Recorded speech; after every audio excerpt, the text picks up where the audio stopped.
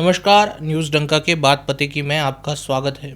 मुंबई उच्च न्यायालय ने 11 जुलाई 2006 को Mumbai local train serial blast मामले में संदिग्ध सभी 12 आरोपियों को बरी कर दिया।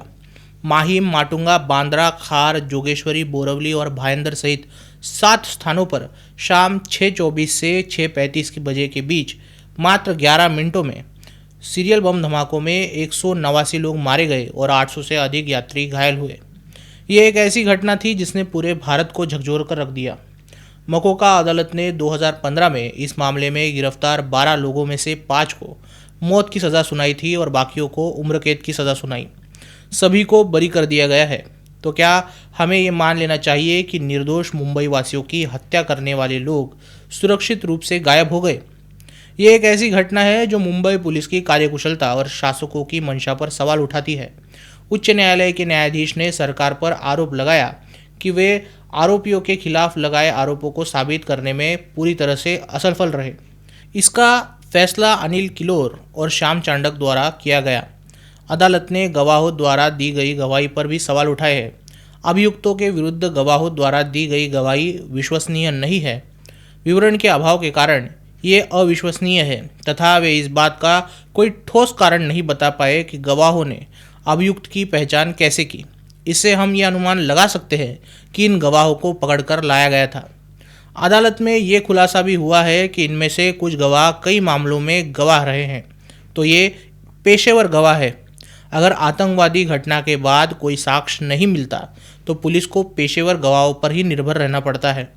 अदालत ने कहा है कि साक्ष्य के रूप में प्रस्तुत विस्फोटक, हथियार और नक्शे विश्वसनीय नहीं है और पुलिस ये साबित भी नहीं कर पाई है कि विस्फोटक के लिए किस प्रकार के बम का इस्तेमाल किया गया था।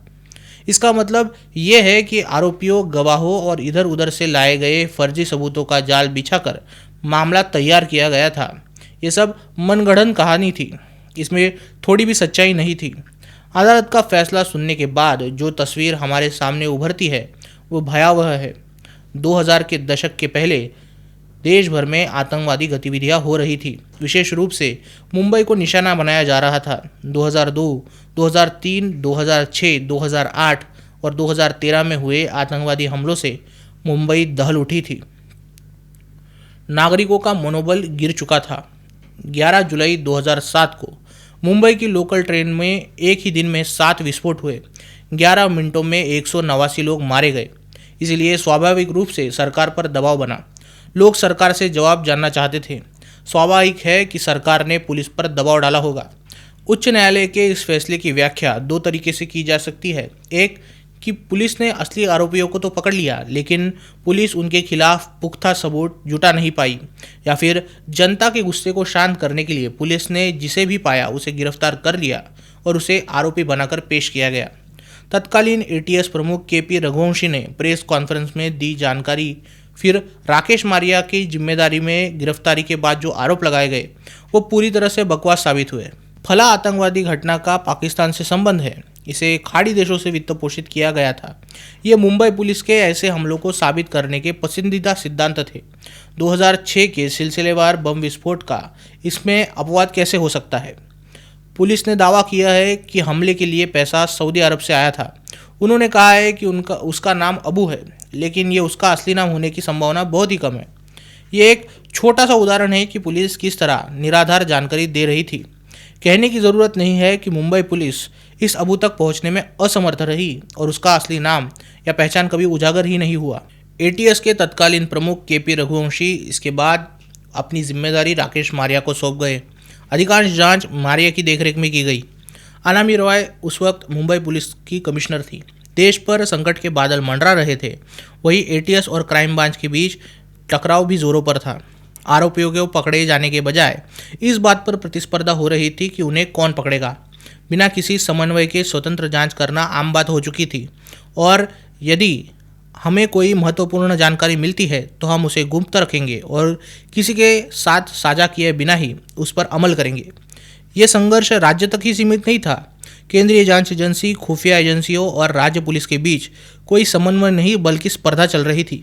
राज्य में कांग्रेस और एनसीपी की गठबंधन की सरकार थी, जिसके नेता शरद पवार यूपीए सरकार में शामिल हो गए। ये स्थिति तब भी बनी रही जब वो केंद्र में मंत्री थे। यदि कोई अपराधी मुंबई में पकड़ा जाता और ये सूचना देता कि कर्नाटक में किसी स्थान पर बड़ी संख्या में आतंकवादी एकत्र हुए हैं, तो केंद्रीय जांच एजेंसियों को सूचना देने के बजाय मुंबई पुलिस उनके खिलाफ कार्रवाई करने के लिए वहां पहुंच जाती। ऐसे में आतंकवादियों को भागने के लिए पर्याप्त समय मिल जाता था। एटीएस ने अपने आरोप पत्र में यह दावा किया था कि लश्कर ए तैयबा का खतरनाक आतंकवादी आजम चीमा 2006 के बम विस्फोट मामले में शामिल था। एटीएस प्रमुख केपी रघुवंशी ने दावा किया था कि इस मामले में पाकिस्तान, नेपाल, भारत के तस्करी गिरोह भी शामिल है।